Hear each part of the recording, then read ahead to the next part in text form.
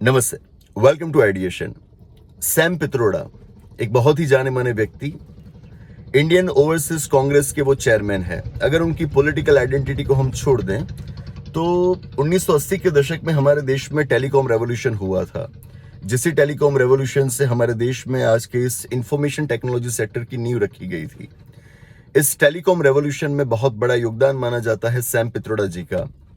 कुछ दिनों पहले एक इंटरव्यू में उन्होंने कुछ बयान दिया, जिस बयान के चलते हमारे देश में काफी कंट्रोवर्सी हुई।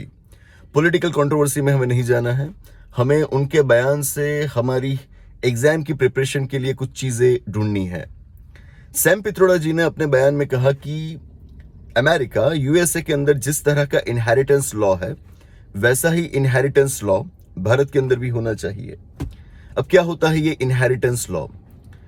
इसके मायने ये होते हैं कि अगर किसी व्यक्ति की मृत्यु हो जाती है, मृत्यु के बाद उसकी प्रॉपर्टी जो उसके वारिसदारों को मिलती है, उस प्रॉपर्टी पर सरकार के द्वारा टैक्स लगाया जाएगा। ऐसा टैक्स लगाने वाले कानून को कहा जाता है इनहेरिटेंस लॉ। सैम पित्रोड़ा जी के मुताबिक ऐसा कानून यूएसए के अंदर है, भारत में भी होना चाहिए। And he was recommending such a tax to be as high as 50% of the total property. इसको हमें समझना है। सबसे पहले तो मैं ये स्पष्ट कर दूं कि यूएसए के अंदर पूरे देश में लागू हो सके ऐसा कोई इनहेरिटेंस लॉ नहीं है। वहां की फेडरल गवर्नमेंट ने ऐसा कोई कानून नहीं बनाया है। फेडरल गवर्नमेंट माने कि वहां की सेंट्रल गवर्नमेंट, जैसे हमारे देश की सरकार, भारत सरकार को government of India, central government या फिर यूनियन गवर्नमेंट के नाम से जाना जाता है, वैसे ही अमेरिका देश की सरकार को फेडरल गवर्नमेंट कहा जाता है। तो फेडरल गवर्नमेंट ने ऐसा कोई कानून नहीं बनाया है कि जो पूरे देश में लागू होता हो। अमेरिका के जो 50 राज्य हैं, 50 राज्यों में से 6 राज्यों के अंदर ऐसा कानून है। सिर्फ 6 राज्यों के अंदर इस तरह का कानून है, और इन कानूनों में भी काफी सारे वेरिएशंस हैं, काफी सारे डिफरेंसेस हैं। मतलब कि टैक्स रेट्स अलग अलग हैं। 1% से लेकर 20% तक के आपको टैक्स रेट्स अलग अलग राज्यों के अंदर मिलेंगे, और हर एक राज्य में कंडीशंस भी अलग अलग होती है। मतलब कि कब ये टैक्स लगाया जाएगा, उसके लिए शर्तें भी अलग अलग राज्यों में अलग अलग होती है। ज्यादातर शर्तें कुछ इस तरह से तय की गई है कि जो the so called high net worth individuals, मतलब कि जिसके पास प्रॉपर्टी काफी ज्यादा है, उन पर इस तरह का टैक्स लगाया जाएगा। जिनके पास छोटी मोटी सी प्रॉपर्टी है, मामूली सी प्रॉपर्टी है, इन पर इस तरह का टैक्स नहीं होता है। तो ऐसा एक टैक्स हमारे यहाँ पर होना चाहिए, ये रेकमेंड कर रहे हैं सैम पित्रोड़ा जी। यहाँ पर हमें गौर ये करना है कि भारत के अंदर भी इस तरह का टैक्स हुआ करता था। जब आजाद होने के बाद हमने हमारा संविधान लागू करने की शुरुआत की, उसके बाद हमने ऐसा एक टैक्स इंट्रोड्यूस किया था 1953 में, 1953 के अंदर।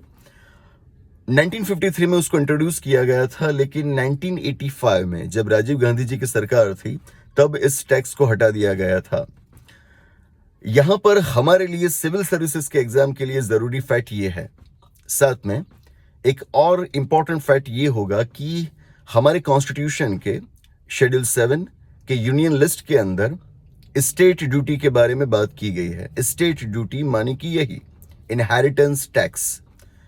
यूनियन लिस्ट के एंट्री नंबर 87 में आपको स्टेट ड्यूटी का मेंशन मिलेगा। वहां पर लिखा गया है state duty on property other than agriculture land. मतलब कि एग्रीकल्चर लैंड के अलावा जो प्रॉपर्टी आप इनहेरिट करते हो, उस पर भारत सरकार स्टेट ड्यूटी ले सकती है।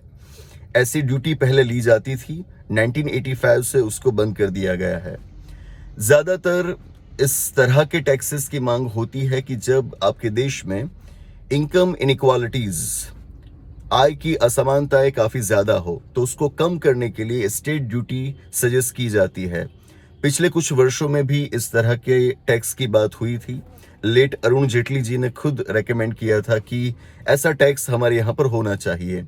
तो आज अगर ये बात फिर से सामने आई है, रिसरफेस हुई है, तो उसके बारे में संवैधानिक प्रावधान क्या है और उसका इतिहास क्या है, वो हमें मालूम होना चाहिए। We have to be very selective in our approach. हमारे सामने पूरे दिन में इतनी सारी खबरें आती हैं, ज्यादातर खबरें पॉलिटिकल होती हैं, लेकिन हमारे पास वो विजन होना चाहिए कि इन खबरों में से भी हम हमारे जरूरत के हिसाब से मुद्दों को चुन ले। That's it. So that's about inheritance law. आने वाले सेशन में ऐसे ही किसी इंपॉर्टेंट टॉपिक के साथ फिर मिलेंगे। Thank you.